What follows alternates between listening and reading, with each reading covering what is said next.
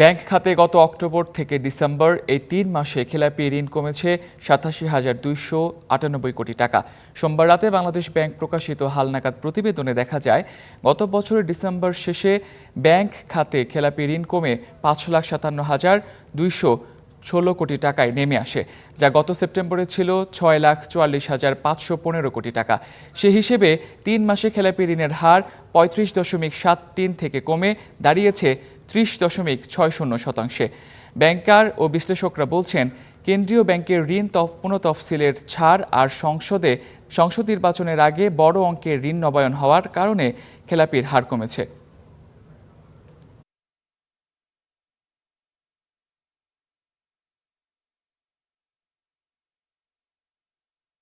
এই বিষয়ে বিস্তারিত জানবো, বাংলাদেশ ব্যাংক থেকে যুক্ত হচ্ছেন সহকর্মী ইমতিয়াজ আহমেদ। ইমতিয়াজ, খেলাপি ঋণের বিষয়ে বিস্তারিত কি তথ্য আছে আপনার কাছে? তামজিদ, আপনি কিছুক্ষণ আগে যেমনটা বলছিলেন যে খেলাপি ঋণ যে আদায় হয়েছে সেই আদায়টা বেশ উল্লেখযোগ্য সংখ্যক, ৮৭,০০০ কোটি টাকারও বেশি আদায় হয়েছে এবং এটা এ যাবৎকালের মধ্যে বেশ উল্লেখযোগ্য সংখ্যকই কিন্তু আদায় হয়েছে। কারণ বিগত সময়ে আমরা যেমনটা দেখেছি যে খেলাপি ঋণের পরিমাণটা যেখানে ৩৫% ছিল, সেখান থেকে কিন্তু এখন কমে ৩০% এসে দাঁড়িয়েছে। আমরা কিছুক্ষণ আগে বাংলাদেশ ব্যাংকের যে মুখপাত্র, তার সঙ্গে আমরা কথা বলেছিলাম। তার কাছে প্রশ্ন ছিল যে হঠাৎ করে কি এমন চমক দেখিয়েছে যার ফলে এত পরিমাণ খেলাপি ঋণ নতুন করে আদায় হলো। তিনি আমাদেরকে যেমনটা জানিয়েছেন যে ২% যে টাকা জমা দিয়ে পুনঃ তফসিলের যে সুযোগ বাংলাদেশ ব্যাংক থেকে দেওয়া হয়েছিল, সেই সুযোগটা কিন্তু অনেক ব্যবসায়ীরা নিয়েছেন। বিশেষ করে নির্বাচনের আগ মুহূর্তে প্রায় ৩০০ ব্যবসায়ীকে ২%-এরও কমে তাদেরকে ঋণ পুনঃ তফসিলের সুযোগ কিন্তু বাংলাদেশ ব্যাংক থেকে দেওয়া হয়েছিল।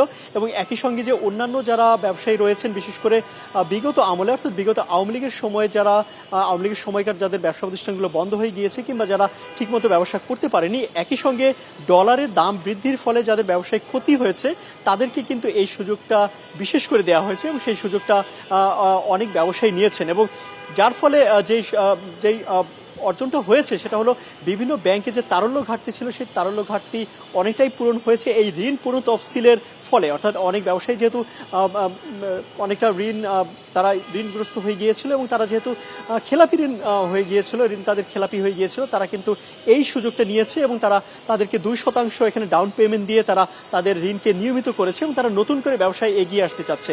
এবং নতুন গভর্নর আসার পরেও কিন্তু বলেছেন যে পুরনো যেসব ব্যবসা প্রতিষ্ঠান বন্ধ হয়ে গিয়েছে তাদেরকে নতুন করে ব্যবসায় আসার সুযোগ দেওয়া হবে এবং সেখানে যে ঋণ পুনঃ তফসিলের যে সুযোগটা রয়েছে, এটা কিন্তু বেশ কার্যকর হবে বলে বাংলাদেশ ব্যাংকের মুখপাত্র তারা আমাদেরকে এখন পর্যন্ত জানিয়েছেন। তো তামজিদ, এই ছিল এখন পর্যন্ত ঋণ পুনঃ তফসিলের যে সুযোগ হয়েছে এবং ঋণ আদায়ের যে অগ্রগতি তার সর্বশেষ।